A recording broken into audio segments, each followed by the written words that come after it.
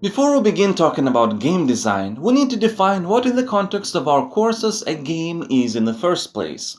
Or, to be more concrete, a video game.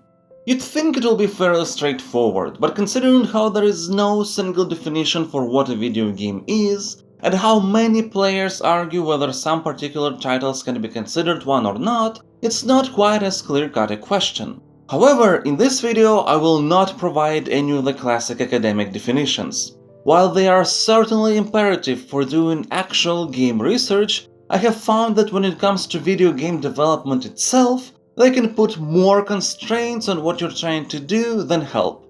As such, in the context of the Farlands courses, the definition of a game is the following.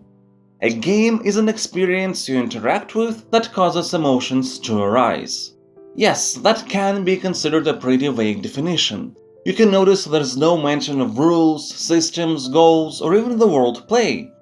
That's because I want you to have a broader view about what is possible within games than those elements would allow for, while also making sure that they're still part of everything. I mention experience because you will need to think about games holistically. Not just the underlying systems, but how all aspects of a game, from design to technology to art to others, will fit with one another.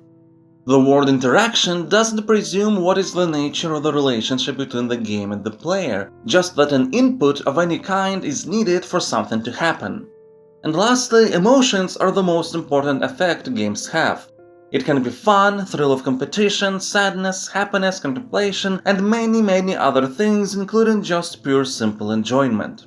Regardless of what the underlying goal is, be it sports, narrative, education, games still cause a reactionary emotional response of some kind. Thinking about games in such a way will free you from a lot of questions that for the purposes of development are pointless. Is The Sims a toy or a game? Is Dear Esther a game if there is no challenge?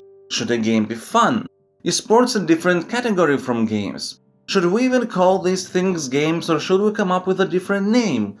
All those questions and more just won't matter anymore, allowing you to fully focus on the experience that you would like to create.